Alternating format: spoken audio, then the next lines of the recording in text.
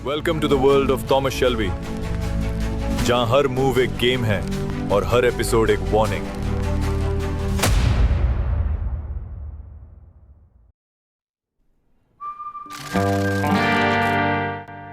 अब कहानी ने ऐसा मोड़ ले लिया है जहां समझौते भी बस कागजी लगने लगे हैं।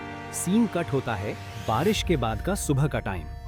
कैम्बल अपने खास ऑफिसर्स के साथ स्टैनली चैपमैन के घर पर रेड करता है। अंदर काफी टेंशन है। दरवाजा तोड़ के पुलिस अंदर घुस जाती है। एक ऑफिसर, हाँ वही ऑफिसर 200 पाउंड कैश निकालता है, वही पैसे जो फ्रेडी ने दिए थे स्टैनली को। कैमरा जूम करता है कैम्बल के चेहरे पर। सैटिस्फैक्शन भी है और गुस्सा भी। अब हम देखते हैं कैम्बल और मॉस के बीच एक सीरियस कॉन्वर्सेशन चल रही है। मॉस थोड़ा गिल्ट फील करते हुए कहता है, सर लेकिन आपने टॉमी से डील की थी, फ्रेडी और आडा को कुछ नहीं होगा, आपने वादा किया था। कैम्बल की आंखों में एक हल्की सी हंसी की चमक आती है। वो कहता है, डील, और वो भी पीकी ब्लाइंडर्स के साथ। मॉस, क्या तुम सच में बिलीव करते हो कि हम उस गैंगस्टर टॉमी शेल्बी पर भरोसा कर सकते हैं? ये सुनते ही एक चीज साफ हो जाती है, कैम्बल कभी भी डील तोड़ सकता है। वो टॉमी की बातों को सिर्फ टैक्टिकल समझता है, भावनात्मक नहीं। और यही वो पल है जहां ऑडियंस को भी फील होने लगता है कि अब टॉमी और कैम्बल के बीच गेम और भी ज्यादा डेंजरस होने वाला है। अब सवाल उठता है, क्या कैम्बल टॉमी को धोखा देगा या टॉमी ऑलरेडी कैम्बल के एक एक मूव को प्रेडिक्ट कर रहा है? आपको क्या लगता है दोस्तों? कमेंट में जरूर बताइए। सीन ओपन होता है एक पुराना कब्रिस्तान। सुबह की हल्की धूप और हाथों में फूल लिए फ्रेडी धीरे धीरे चलता है। आज उसकी माँ का जन्मदिन है और वो हर साल की तरह उसकी कब्र पर फूल चढ़ाने आया है। जैसे ही वो कब्र के पास पहुंचता है, वहां पहले से पॉली मौजूद होती है, बिल्कुल शांत, लेकिन उसकी आंखों में चिंता साफ झलकती है। पॉली सीधे मुद्दे पर आती है, स्टैनली को पुलिस ने पकड़ लिया है। फ्रेडी की आंखों में एक पल को हलचल होती है, लेकिन चेहरा वही शांत। पॉली आगे कहती है, टॉमी ने डील की है, स्टैनली और उन पैसे के बदले कैम्बल तुम दोनों को जाने देगा। फ्रेडी का एक्सप्रेशन अब थोड़ा सख्त होता है। पॉली एक और बड़ा राज खोलती है, आडा ने ही स्टैनली और पैसे के बारे में कैम्बल को इनडायरेक्टली इन्फॉर्म किया है। वो इस शहर से दूर एक बेटर जिंदगी चाहती है, तुम्हारे बच्चे के लिए, तुम्हारे लिए। और दोस्तों, याद है हमने अंदाजा लगाया था उस चिट्ठी के पीछे आडा हो सकती है। लो, साफ हो गया सब कुछ। पॉली अब ऑलमोस्ट गुहार लगा रही होती है, चले जाओ फ्रेडी, बर्मिंघम छोड़ दो, वरना स्टैनली कभी भी कैम्बल को तुम्हारा पता बता सकता है। लेकिन फ्रेडी शेल्बी नहीं है, वो खुद की मर्जी का बादशाह है। वो धीरे से मुस्कुराता है और कहता है, स्टैनली को मेरा एड्रेस है ही नहीं पता, हम काम ही ऐसे करते हैं, किसी को किसी का एड्रेस नहीं पता। मैं यहाँ से कहीं नहीं जा रहा, बर्मिंघम से मैं सिर्फ तब बाहर जाऊंगा जब मेरा जनाजा उठेगा। और दोस्तों, यहीं पर खुलती है फ्रेडी की असली सोच। वो केवल रेबेलियन नहीं है, वो बर्मिंघम को छोड़ना अपनी हार मानता है। उसके लिए ये शहर उसका मकसद है, उसका जुनून है, उसका आखिरी मैदान। पॉली की आंखों में अब भी चिंता है। वो जानती है कैम्बल की नजर में फ्रेडी जीता जागता एक खतरा है, और अब ये खतरा हर पर बढ़ता जा रहा है। सीन खुलता है, एक अंधेरा कमरा, स्टैनली को दीवार से बांध कर रखा गया है। एक पल ऐसा आता है जब मॉस अपनी सारी इंसानियत भूलकर स्टैनली को पीटते पीटते मार ही डालता है। कैम्बल कमरे में दाखिल होता है और बड़ी बेरहमी से कहता है, इस लाश को सीढ़ियों से नीचे फेंक दो ताकि लगे कि ये एक्सीडेंट था। और दोस्तों, इसी एक लाइन में कैम्बल का पूरा कैरेक्टर खुलकर सामने आ जाता है। ये आदमी ना कानून में भरोसा करता है, ना इंसानियत में, सिर्फ अपनी जीत में। लेकिन मॉस, वो इस गुनाह से टूट गया है। उसके चेहरे पर साफ दिखता है गिल्ट, शेम और एक अंदरूनी विरोध। पर कैम्बल के लिए ये सब फीलिंग्स किसी काम की नहीं। मिस्टर किम्बर और उसका अकाउंटेंट अब शहर में दाखिल हो चुके हैं। टॉमी पहले से अलर्ट है, वो खुद आकर उन्हें स्वागत करता है और अपने अड्डे पर ले जाता है जहां घुड़दौड़ की बैटिंग चल रही है। किम्बर थोड़ी चुटकी लेते हुए पूछता है, ली फैमिली ने तुम्हें लूटा था, है ना? टॉमी हमेशा काम रहता है, प्लान के साथ। अफवाहों पर ध्यान मत दीजिए मिस्टर किम्बर। और यहाँ एक बात समझो दोस्तों, टॉमी हर इंसल्ट को कंट्रोल में रखता है। वो कभी बहस नहीं करता, सिर्फ पावर शिफ्ट करता है।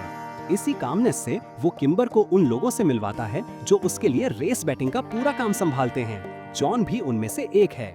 किम्बर का अकाउंटेंट अब एक बड़ा तोहफा देता है, लीगल बेटिंग लाइसेंस। अब पीकी ब्लाइंडर्स ऑफिशियल हो गए हैं। किम्बर और उसका अकाउंटेंट चलते हैं और टॉमी सबके सामने उस लाइसेंस को लहराकर खुशी जाहिर करता है।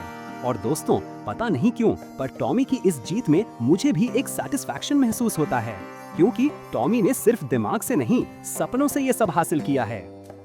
आर्थर पब में कमाई का हिसाब किताब कर रहा है, नोटों की गड्डियां, सिक्कों के ढेर। और तभी ग्रेस वहां सिगरेट का पैकेट लेकर आती है। वो कहती है, इन सिगरेट से अजीब सी बदबू आ रही है, तुम लोग इन्हें गोडाउन में क्यों नहीं रखते? अब सुनने में ये सवाल सीधा लगता है, लेकिन असल में ये ग्रेस की एक चाल है आर्थर से इल्लीगल सामान का सुराग निकालने की। लेकिन आर्थर वो टॉमी जितना चालाक नहीं है, बिल्कुल बिना सोचे बोल पड़ता है। टॉमी का ऑर्डर है, सारी गैर कानूनी चीजें पेट्रोल बोट में रखी जाती हैं। और बस यही वो लाइन है जिससे ग्रेस को एक बड़ा सुराग मिल जाता है। आर्थर यही नहीं रुकता, वो ये भी स्पिल कर देता है कि बोट को तलाशी में कभी पकड़ा नहीं जाता, क्योंकि वो बोट को जंक्शन के पास खड़ी की जाती है जहां से किसी भी रास्ते में भागने में आसानी होती है।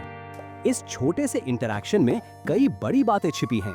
एक, ग्रेस की चालाकी। वो सवाल ऐसे पूछती है कि सामने वाला उसे हार्मलेस समझे।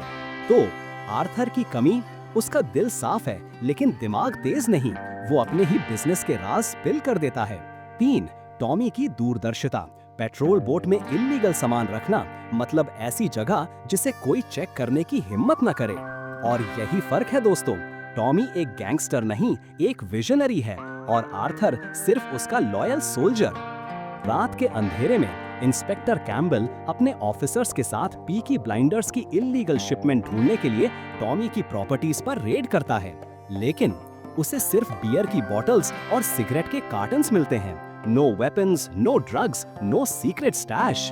यहाँ एक सवाल उठता है, क्या ग्रेस ने अब तक कैम्बल को टॉमी की असली जानकारी नहीं दी है, या फिर ग्रेस अब अपना एक अलग गेम खेलने लगी है? दूसरी तरफ वही रात, पब बंद हो चुका है। ग्रेस बाहर निकलती है और वहां उसका इंतजार कर रहा होता है टॉमी शेल्बी। टॉमी कहता है, आर्थर ने बताया तुम हमारे बिजनेस के बारे में बहुत सवाल कर रही थी, हमारे इल्लीगल कामों के बारे में। ग्रेस फौरन बात को टालते हुए कहती है, मैं तो बस ऐसे ही पूछ रही थी। पर टॉमी नोज कोई ऐसे ही सवाल नहीं करता। फिर टॉमी उसे एक चर्च ले जाता है, शायद सच की रोशनी में ग्रेस की टेस्टिंग हो रही है। और वहीं टॉमी ग्रेस का एक और झूठ पकड़ लेता है। ग्रेस कैथोलिक होने का दावा करती है, लेकिन चर्च में आकर क्रॉस का चिन्ह नहीं बनाती। टॉमी ऑब्जर्व करता है पर कुछ नहीं कहता, क्योंकि टॉमी हर चाल को टेबल पर नहीं लाता, कुछ कार्ड्स वो छुपा कर रखता है। फिर टॉमी बोलता है, तुम्हारे पास दिमाग बहुत है, लेकिन अब तुम वहां पहुंच चुकी हो जहां तुम्हें नहीं होना चाहिए था। तुम जानते हो कि मेरे सारे काम इल्लीगल हैं, लेकिन मुझे तुम्हारे जैसे क्लास की लड़की की जरूरत है ताकि मैं तुम्हें सेक्रेटरी के रूप में अपने साथ मीटिंग्स में ले जा सकूं। और अगले ही पल टॉमी ग्रेस को किस कर लेता है। मुझे वेस्टर्न मूवीज और वेब सीरीज की ये बात बहुत अच्छी लगती है, ना कोई लव कन्फेशन, ना ड्रामा, सीधा अट्रैक्शन, सीधा कनेक्शन। लेकिन सवाल उठता है, क्या ग्रेस भी इस किस में इमोशनल हो रही है, या ये सब भी उसके अंडरकवर मिशन का हिस्सा है, टॉमी के करीब जाकर उसके अंदर की सच्चाई जानना। और वहीं दूसरी तरफ, क्या टॉमी सच में ग्रेस की तरफ खींच रहा है, या फिर वो भी ग्रेस का टेस्ट ले रहा है? दोनों एक दूसरे को महसूस भी कर रहे हैं और मैनिपुलेट भी। कमेंट्स में बताओ, क्या ग्रेस पर भरोसा किया जा सकता है? अगले दिन टॉमी मिलता है एक ऐसी औरत से जिसका नाम कई बार सुना है हमने, लेकिन आज पहली बार वो सामने आती है, लिजी। वही लिजी जिसका जिक्र जॉन ने एपिसोड की शुरुआत में किया था, जिससे वो शादी करना चाहता है। लेकिन आज की मुलाकात कुछ और ही कहानी कहती है। टॉमी और लिजी की बातचीत से हमें पहली बार ये पता चलता है कि पिछले 2 सालों से टॉमी लिजी के पास आता रहा है। आप समझ ही सकते हो किस लिए। अब सोचिए जरा, छोटा भाई उस लड़की से शादी करना चाहता है जो पिछले 2 सालों से उसके बड़े भाई के साथ सोती रही है। क्या हाल होगा जब उसे ये सच्चाई पता चलेगी। आज टॉमी लिजी से आखिरी बार मिलने आया है। टॉमी उसे पैसे देता है और कहता है कि वो एक आखिरी बार उसके साथ समय बिताना चाहता है, पहले की तरह। लिजी बिना हिचकिचाहट पैसे ले लेती है और यहीं पर कहानी पलट जाती है। ये सब कुछ टॉमी की एक चाल थी। टॉमी एकटक लिज़ी को देखता है और धीरे से कहता है, तुम अब भी नहीं बदली, ये पैसे लो और चली जाओ यहाँ से। उसके चेहरे पर कोई गुस्सा नहीं होता, सिर्फ खामोशी और एक गहरी निराशा। फिर टॉमी कहता है, जॉन अपना डिसीजन खुद लेगा, लेकिन इस बार उसे हमारे बीच की पूरी सच्चाई पता होनी चाहिए। और यहीं पर दिल टूटता है। टॉमी के अंदर का बड़ा भाई, जो अपने छोटे भाई की बेवकूफियों से उसे बचाना चाहता है, एक बार फिर खुद को दर्द देकर दूसरों को बचा रहा है। इस सीन ने टॉमी के अंदर के एक और लेयर दिखाई। एक भाई जो हर कीमत पर अपने परिवार को बचाना चाहता है, चाहे इसके लिए खुद को ही क्यों ना खोना पड़े। अरे भाई, अगर वीडियो देखकर दिमाग की बत्ती जली हो तो 50 लाइक्स या 50 कमेंट्स ठोक दो, वरना अगला पार्ट हम अपने तक ही रख लेंगे। और हाँ, अगला पार्ट देखने के लिए फिल्म टेप्स को सब्सक्राइब कर लो, वरना बाद में ढूंढते रह जाओगे वो वीडियो कहाँ गया।